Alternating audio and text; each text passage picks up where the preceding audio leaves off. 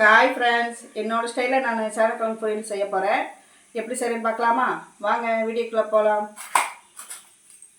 முதல்ல வந்து பார்த்திங்கன்னா மஞ்சத்தூள் கல்லுப்பு போட்டு இந்த சேனக்கிழங்கை வேக வச்சுக்கோங்க. ஏன்னா குழந்தைகளுக்குலாம் கொடுக்கறனால நாக்கில் லைட்டாக அரிக்கும். இந்த மாதிரி போட்டோம்னா அந்த அரிப்புத்தன்மை இருக்காது. அதனால் கொஞ்சம் கொதிக்க விட்டுடலாம் சேனக்கிழங்கை. உப்பு தண்ணி மஞ்சத்தூள் போட்டு மஞ்சத்தூள் போட்டு வேக வச்சுருக்கேன். கொஞ்சம் நேரம் வேகட்டும். ஏன்னா இந்த உப்பு மஞ்சத்தூள் போட்டு வேக வச்சோம்னா அந்த நாக்கில் அரிக்கிறது கொஞ்சம் குழந்தைங்களாம் சாப்பிட்றனால நாக்கில் அரிக்கும். அது இப்படி செஞ்சோம்னா நாக்கு அரிக்காதுங்க. சேனக்கிழங்கு வந்து இந்த பாத்துக்கு வெந்துருச்சு.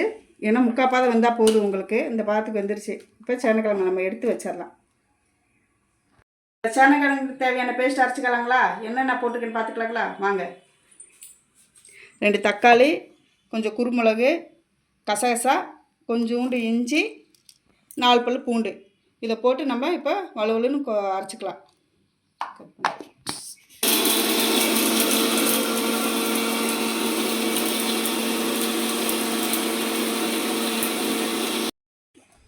இந்த மாதிரி அரைச்சி எடுத்துக்கோங்க. நம்ம சேனக்கிழங்கு ரெடி பண்ணிடலாம். வறுவல் பார்த்திங்கன்னா வடிச்சிட்டு காஞ்சிருச்சு. கொஞ்சம் எண்ணெய் ஊற்றிக்கலாம். எண்ணெய் கொஞ்சம் தாராளமாக ஊற்றிக்கணும், அப்போ தான் டேஸ்ட் கிடைக்கும்.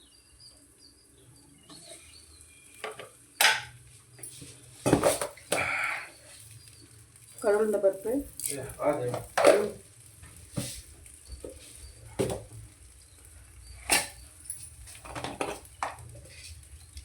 சோம்பு கொஞ்சம்,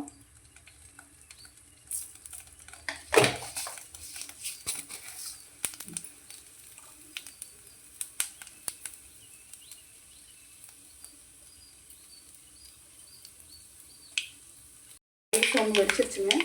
இப்போ கொஞ்சோண்டு ஒரு 4 சின்ன வெங்காயம் நறுக்கி வச்சுருக்கேன், அதையும் போட்டுக்கலாம். வெங்காயம் வணங்கிட்டு வெங்காயம் கொஞ்சம் வணங்கிட்டு வெங்காயம் கொஞ்சம் நல்லா வணங்கிடுச்சு. அது கூட நீங்கள் அரைச்சி வச்சுருந்தீங்களா அந்த பேஸ்ட்டை சேர்த்துக்கலாம்.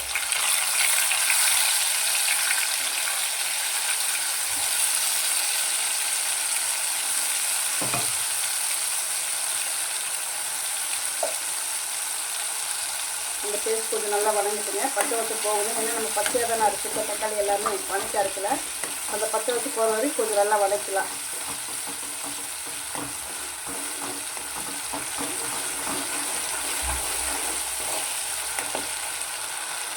அது கூட பார்த்திங்கன்னா ஒரு 3 ஸ்பூன் சிக்கன் மசாலா போட்டிருக்கேன்.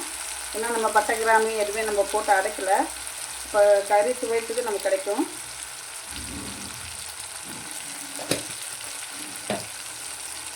போட்டாச்சு. இது கொஞ்சம் நல்லா வணங்கட்டுங்க. இது கொஞ்சம் நல்லா வணங்கிட்டு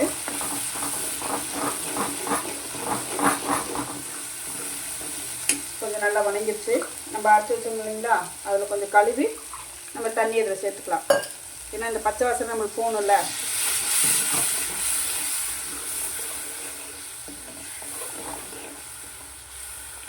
கொஞ்சம் பச்சை வாசனை போகிற அளவுக்கு கொஞ்சம் ஒரு 3 செகண்ட் இல்லை ஒரு 5 செகண்ட் கொதிச்சா போதும். நம்ம கிரேவி பாத்திரத்தில் தான் எடுக்க போகிறோம். ஓரளவுக்கு தண்ணி நல்லா கொதிச்சு கொஞ்சம் வற்றி வந்துருச்சுங்க. அந்த இப்போ நம்ம வேக வச்சுருக்கோம் இல்லைங்களா, அந்த சேனக்கிழங்கு அதுக்குள்ளே போட்டுக்கலாம். ஏன்னா இந்த நேரத்தில் நம்ம போட்டோம்னா இந்த மசாலா பூ எல்லாமே இதில் சேர்ந்துடும்.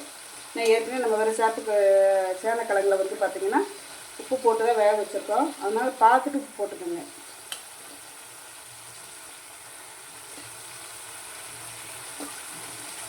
சேனக்கிழங்கு போட்டாச்சு. அதை நம்ம கிண்டி விட்டுக்கலாம். ஏன்னா லைட்டாக தான் இருக்குது கிரேவி, அதுக்கு பிடிக்காத அளவுக்கு ஒரு செகண்ட் 2 செகண்ட் கிண்டி விட்டுக்கலாம். நம்ம கிரேவி பதத்துலேயே எடுத்துக்கலாம். இல்லைன்னா கொஞ்சம் கூட்டமாக இருந்தாலும் நம்ம எடுத்துக்கலாம். ஏன்னா வெறும் சாப்பாடில் போட்டு கூட நம்ம சாப்பிட்டுக்கலாம். நான் வந்து பார்த்திங்கன்னா இப்போ கிரேவி மாதிரி எடுக்கல, கொஞ்சம் இது மாதிரி தான் எடுக்கிறேன். ட்ரையாக தான் எடுக்க போகிறேன். ஏன்னா ரச சாப்பாடு, பருப்பு சாப்பாடு எல்லாத்துக்குமே இந்த சேனக்கிழங்கு வந்து நம்மளுக்கு வந்து நல்லாயிருக்கும். இந்த மாதிரி செஞ்சோம்னா எல்லாருமே விரும்பி சாப்பிடுவாங்க. அது கொஞ்சம் வத்துற வரைக்கும் கொஞ்சம் வேகட்டுங்க.